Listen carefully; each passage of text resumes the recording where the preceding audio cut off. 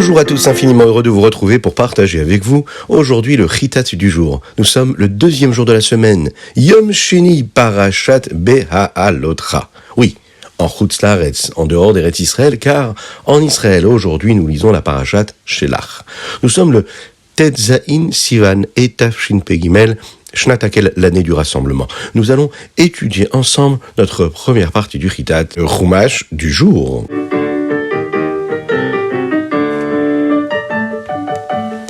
Nous parlons aujourd'hui des premiers-nés. Vous savez que les Lévi'im ont été choisis pour porter le tabernacle, le Mishkan, sur la route des Béné Israël. Ils avaient aussi la mission de chanter dans la chorale du Mishkan. C'est Akadosh Baruch Hu qui les a choisis en lieu et place des premiers-nés. Vous vous en souvenez, juste avant la sortie d'Égypte, les Béné Israël ont été épargnés. Oui, lorsqu'il y a eu la Makat Bechorot, la mort des premiers-nés égyptiens, eh bien, les premiers-nés du peuple juif, eux, ont été épargnés. Et pour cela, Akadosh Baruch Hu décide de choisir les premiers-nés. Ils sont sanctifiés pour Dieu. C'est pour cette raison-là que ce soit des premiers-nés hommes ou animaux, devaient être consacrés et offerts à Akadosh Baruch Hu, à Dieu.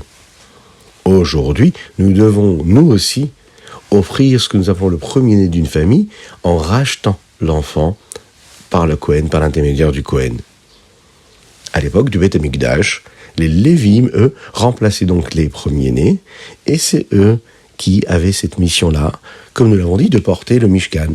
Et vous vous demandez dans ces cas-là, pourquoi est-ce que ce ne sont pas les premiers-nés qui avaient ce travail-là ? Eh bien parce que les premiers-nés, malheureusement, ont participé à la faute du veau d'or, alors que les Lévi'im, eux, n'ont pas participé à cette faute-là. C'est donc Akadosh Baruch Hu qui va les choisir à la place des premiers-nés. Alors à partir de quel âge les Lévi'im devaient servir ? Eh bien, à partir de l'âge de 25 ans, ils devaient s'entraîner pendant 5 années durant.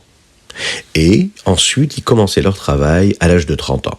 Lorsqu'ils arrivaient à l'âge de 50 ans, là, ils devaient prendre leur retraite. Mais ils continuaient à servir et à aider leurs frères qui, eux, travaillaient dans le Mishkan, par exemple en ouvrant ou en fermant les portes du temple, ou bien en jouant dans l'orchestre avec des instruments qui étaient beaucoup moins lourds, ou bien en chantant, ou bien en chargeant les chariots avec des objets les plus légers. Oui, nous sommes impatients de les retrouver, ces Lévi'im, avec la reconstruction du Beth Amikdash très rapidement, avec la venue de Mashiach que l'on demande à Akadosh Baruch Hu. Et c'est une promesse qui nous enverra très très rapidement.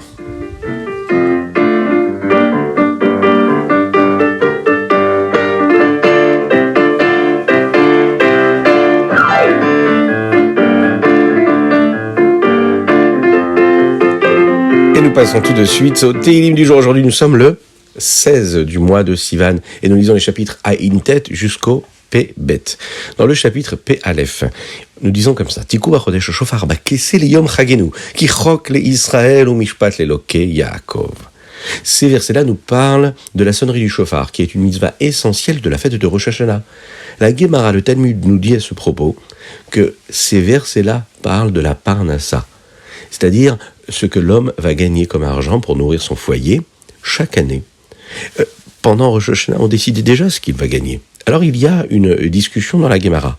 Est-ce qu'un homme est jugé le jour de Rosh Hashanah, ou bien chaque jour de l'année, ou bien même à chaque heure de sa journée ? La Chassidut nous explique à ce propos et nous dit qu'il n'y a pas vraiment de discussion. En fait, on parle de deux choses différentes. Spirituellement, le jour de Rosh Hashanah et le jour de Kippour, on décide ce que l'homme recevra. Mais en fonction de son comportement tous les jours au quotidien et à chaque minute, on va décider si le potentiel spirituel, ce qui a été prévu pour lui, le jour de Rosh Hashanah et de Kippour, va descendre, va s'habiller ici-bas sur terre matériellement, et il va recevoir cette parnassa, ou bien est-ce que ce qui a été décidé pour lui va rester sous une forme spirituelle, et il devra attendre de le recevoir, d'être au Gan Eden pour le recevoir. Il y en a qui pensent que, puisqu'Akadosh Baruch Hu, de toutes les manières, il a déjà décidé ce qu'on va recevoir le jour de Rosh Hashanah et Kippour, ça ne change pas si on prie comme il faut, par exemple en minyan, c'est-à-dire à la synagogue, ou bien ça ne change pas vraiment si on étudie la Torah ou pas, si on accomplit les mitzvot ou pas, puisque de toutes les manières, cela a été décidé à Rosh Hashanah et Kippour. Mais ça n'est pas du tout comme ça qu'il faut penser. Même si dans le ciel on a décidé qu'une personne doit recevoir quelque chose, il doit recevoir la bénédiction d'Hachem. Pour recevoir la bénédiction d'Hachem dans la matérialité ici-bas sur terre, eh bien il faut tous les jours faire cet effort-là et se dire qu'à chaque instant, Akadosh Baruch Hu, il peut nous donner et transformer ces bénédictions en quelque chose de concret.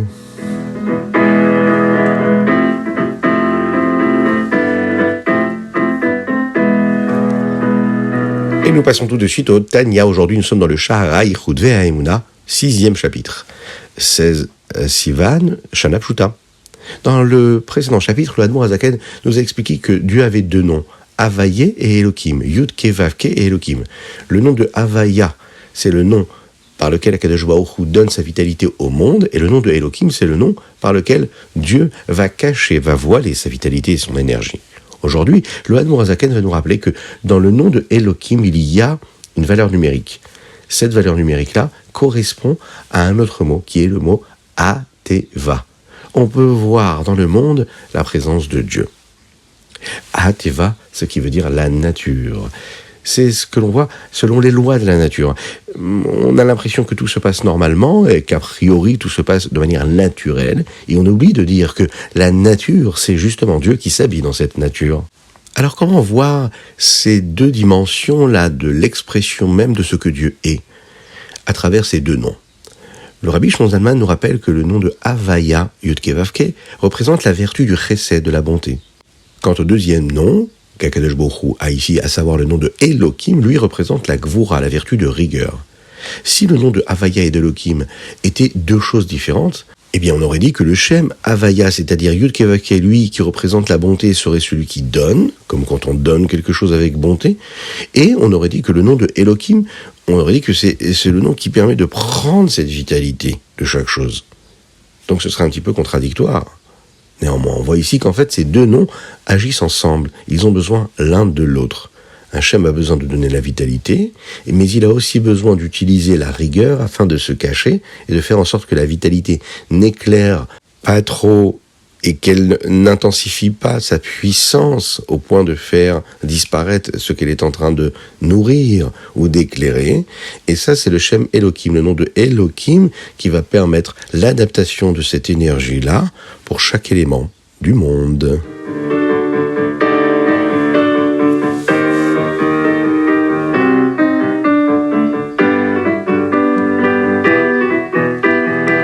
Et nous passons tout de suite au Hayom Yom, 16 Sivan. Vous savez que la Neshama d'un juif peut aussi avoir parfois, l'âme d'un juif peut avoir parfois des douleurs. Chas v'shalom, que Dieu nous en préserve. Si un homme dit des paroles qui ne sont pas vraies, il dit des mensonges, eh bien cela fait souffrir l'âme.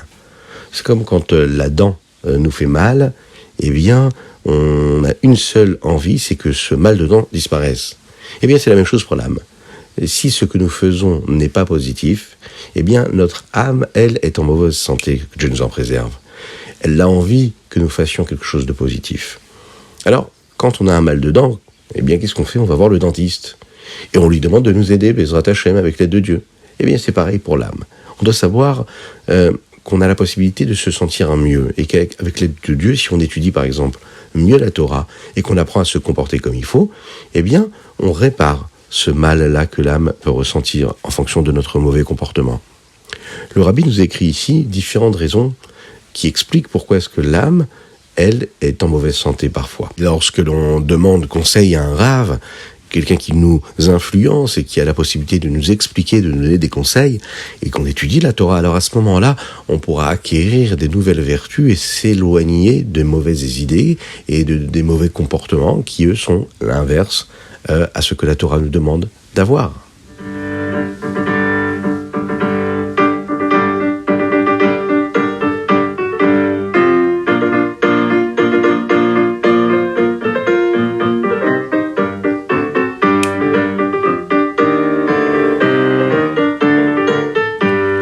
Et nous passons pour conclure notre Chuitatu du jour avec le Rambam. Et le Rambam aujourd'hui, dans les Hilchot Shabbat, chapitres 21, 22 et 23, nous parle de l'interdiction que nous avons de faire des actions qui, elles, peuvent nous amener à accomplir et à transgresser le Shabbat. On va prendre un exemple très simple. Est-ce qu'on a le droit de prendre dans sa main un crayon? Voilà, un crayon de couleur. Bon, on ne va pas l'utiliser, on ne va pas écrire parce qu'écrire c'est interdit. Est-ce qu'on a le droit de le prendre dans la main? Eh bien, la Torah ici va nous dire non.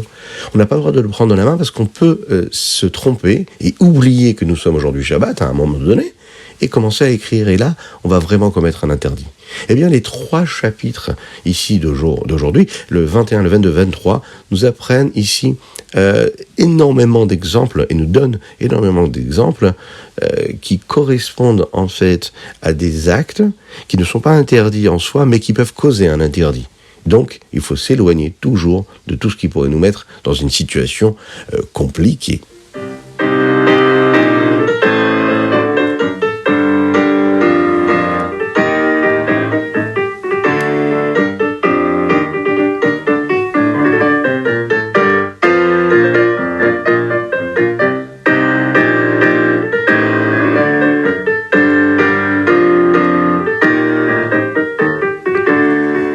Et voilà, c'était le Chitat du jour. J'espère que vous avez passé un bon moment.